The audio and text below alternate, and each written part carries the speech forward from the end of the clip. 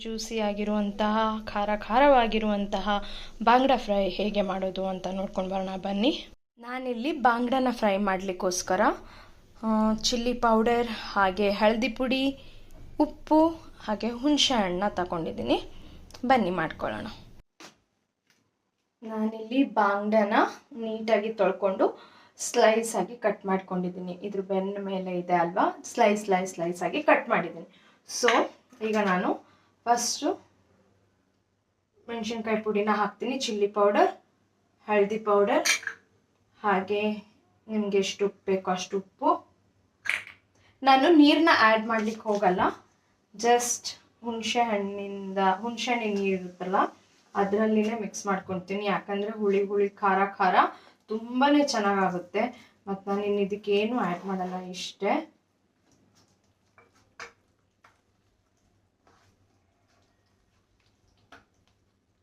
So ನೀಟಾಗಿ ಇದನ್ನು mix ಮಾಡ್ಕೋಬೇಕು.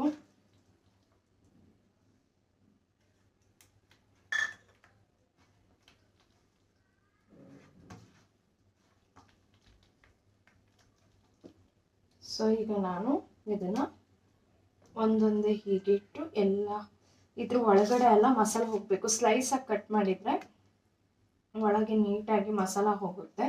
ಸೊ ಇಲ್ಲಿ ಒಳಗಡೆ ನಾನು ಜಾಸ್ತಿ ಹಾಕಲ್ಲ, ಯಾಕಂದರೆ ತುಂಬ ಮಸಾಲ ಹೋಯಿತು ಅಂತಂದರೆ ಆಮೇಲೆ ಅದು ಎಷ್ಟು ಫ್ರೈ ಮಾಡಿದ್ರೂ ಒಳಗಡೆ ಮಸಾಲ ಇರುತ್ತೆ. ಸೊ ಹಾಗಾಗಿ ಬೇಡ.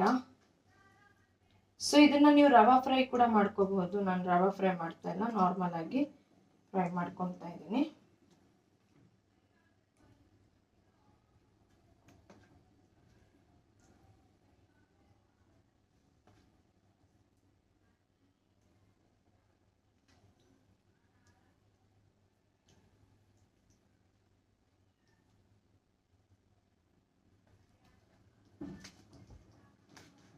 ತುಂಬ ಚಿಲ್ಲಿ ಪೌಡರು, ಅರಿಶಿನ ಪುಡಿ ಎಲ್ಲ ಹಾಕೋಬಾರ್ದು. ಯಾಕೆ ಅಂತ ಹೇಳಿದರೆ ಅದು ಮಸಾಲ ಸಿಗುತ್ತೆ, ಆಮೇಲೆ ತುಂಬ ಖಾರ ಕೂಡ ಆಗುತ್ತೆ. ನೋಡಿ, ಇದ್ರ ತಲೆಗೆಲ್ಲ ನೀಟಾಗಿ ಹಚ್ಚಿದ್ರೆ ಸಾಕು, ಇಷ್ಟೇ ಹಚ್ಚಿದ್ರೆ ಸಾಕು. ನೋಡ್ತಾ ಇರ್ಬೋದು, ನಾನು ಜಾಸ್ತಿ ಹಾಕಿಲ್ಲ, ಜಸ್ಟ್ ನನ್ನ ಕೈಯಲ್ಲಿ ಏನಿದೆ ಅದರಲ್ಲೇ ಟಚ್ ಮಾಡಿದ್ದೀನಿ ಅಷ್ಟೇ. ಈಗ ಎಲ್ಲ ನೀಟಾಗಿ ಮಿಕ್ಸ್ ಮಾಡಿಕೊಂಡು ಸ್ವಲ್ಪ ಹೊತ್ತು ಹಾಗೆ ಬಿಡಿ.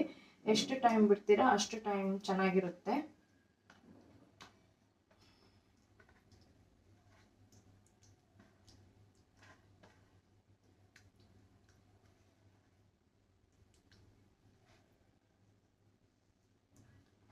ಸೊ ನೋಡ್ತಾ ಇರಬಹುದು, ಮಸಾಲ ಹಾಕಿ ರೆಡಿ ಆಗಿದೆ. ಸೊ ಸ್ವಲ್ಪ ಹೊತ್ತು ಹೀಗೆ ಬಿಟ್ಟು ಆಮೇಲೆ ಇದು ಮಾಡ್ಕೊಳ್ಳೋಣ, ಫ್ರೈ ಮಾಡ್ಕೊಳ್ಳೋಣ.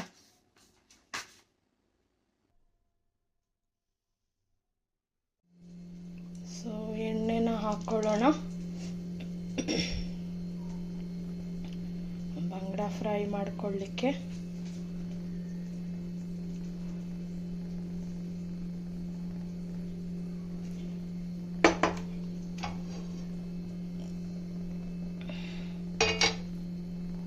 ಇರ್ಬೋದು, ತವಾ ಬಿಸಿ ಆಗಿದೆ.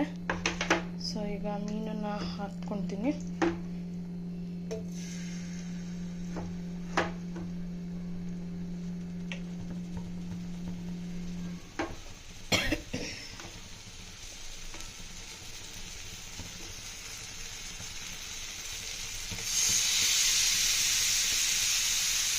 ಸೊ ನೋಡ್ತಾ ಇರ್ಬೋದು, ಜ್ಯೂಸಿಯಾಗಿ ಹಾಗೆ ಖಾರವಾಗಿ ಬಾಂಗ್ಡಾ ಫ್ರೈ ರೆಡಿ ಆಗಿದೆ. ಸೊ ಈ ರೆಸಿಪಿ ನಿಮಗೆ ಇಷ್ಟ ಆದರೆ ಲೈಕ್, ಶೇರ್ ಆ್ಯಂಡ್ ಪ್ಲೀಸ್ ಹೇಗಾಗಿದೆ ಅಂತ ಹೇಳಿಕೊಂಡು ಕಮೆಂಟ್ಸ್ ಮಾಡಿ. ಹಾಗೆ please subscribe my YouTube channel. Thank you for watching.